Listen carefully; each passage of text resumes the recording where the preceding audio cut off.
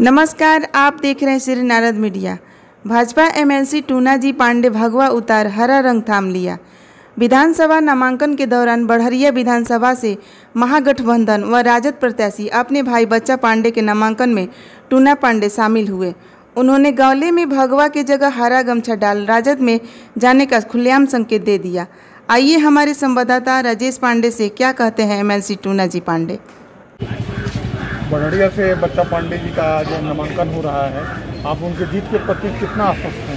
जी, हम बच्चा पांडे की जीत के प्रति आश्वस्त हैं, उनको आशीर्वाद भी दे रहे हैं। उसके साथ साथ सिवान के 8 विधानसभा के प्रत्याशी की जीत की शुभकामना हम कर रहे हैं और महागठबंधन के 8 प्रत्याशी जीतें और जीत करके पटना जाएं और तेजस्वी जी की सरकार बनाएं।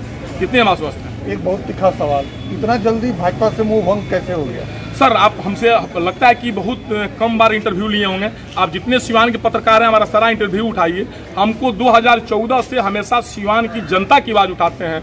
हम एनडीए की आवाज़ नहीं उठाते हैं, भाजपा की आवाज़ नहीं उठाते हैं। भाजपा के लोग तो बार बार हमसे कहता है, कितने लोग कहता है कि भाजपा में ये नहीं है, कितने लोग कहता है कि आरजेडी के लालू नीतीश जी के क्या नाम है, साबुद्दीन साहब के एजेंट हैं, ये साबुद्दीन साहब काम करते हैं। फिर भी लोग हमको वोट टिकट दिया 2014 में, फिर भी लोग टिकट दिया 2015 में। यहाँ के मुखिया, वार्ड, बीडीसी सब लोग हमको जिताया। तो हम तो सिवान की जनता का आवाज़ है, हमको भाजपा से क्या मतलब? भाजपा थोड़ी वो खाली जिता दी है, हर पार्टी के लोग हमको वोट देता है। भाजपा एक बड़ा विकल्प के तौर पर आपको सिवान में एमएलसी के लिए ले आई थी और आपने यहाँ से उस समय के दिग्गज को हराया था। दूसरी बार जब यहाँ कोई नहीं मिला तो पटना से एक व्यक्ति आया आपको हराने के लिए और आपने उसको भी हराया। और वो इतना जल्दी आप फिर महागठबंधन में? भाजपा अपने स्वार्थ में हमको लाई थी, भाजपा अपने स्वार्थ में लाई थी। उस टाइम कोई लड़ने के लिए तैयार नहीं था।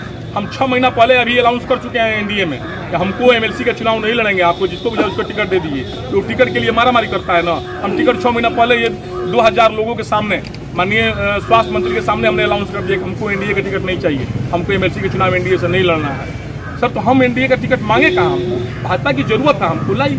लेकिन हम भाजपा समझ रहे थे कि हमारे पिछलग्गू बन के रहेंगे। हम मंगल पांडे तो है नहीं कि सुशील मोदी के चमचागिरी करके और क्या नाम है स्वास्थ्य मंत्री बन जाएंगे। और सुशील मोदी है नहीं कि नीतीश कुमार का चमचागिरी करके उप मुख्यमंत्री बन जाएंगे।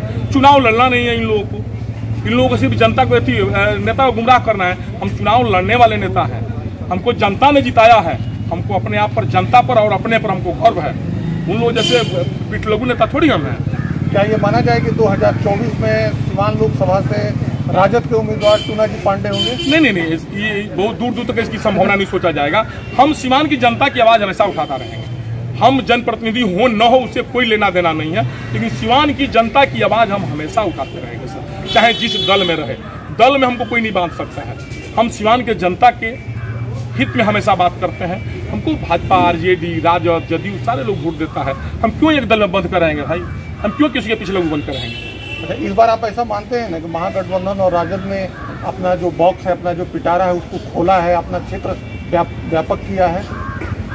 मैं आप एनडीए कर महागठबंधन कर रहे हैं? महागठबंधन कर। देखिए, महागठबंधन के देखिए जितने उम्मीदवार उठे हैं, आप देखिए एक बहुत छोटी सी बात आपको बता रहे हैं। सारे लोग कहता है पंडित जी लोग की पार्टी है बीजेपी, ब्राह्मणों की पार्टी है बीजेपी, पीठ में छोपा छुड़ा घोपा कौन?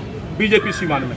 अब बताइए 2.5 लाख पौने 3 लाख ब्राह्मण है सिवान में और उसमें 90% लोग वोट देता था बीजेपी को। एक उम्मीदवार एनडीए ने बीजेपी का नहीं दिया, बीजेपी के या जदयू के बने। एनडीए गठबंधन ने एक ब्राह्मण को उम्मीदवार सिवान जिला में नहीं दिया, जबकि हमारी आबादी पौने 3 लाख। गुप्तेश्वर पांडे जैसे आदमी को बीजेपी से उनको रिजाइन दिलवा करके और उनको टिकट से बेदखल कर दिया गया। चोकर बाबा विधायक थे, वहाँ का वर्तमान विधायक थे अमनौर, और उनको हारे हुए प्रत्याशी को टिकट दे करके और उनका टिकट काट दिया गया। मिथिलेश तिवारी, अमरेंद्र पांडे को तो दिया गया है। सर, मजबूरी थी, नहीं तो पार्टी वही टूट जाती।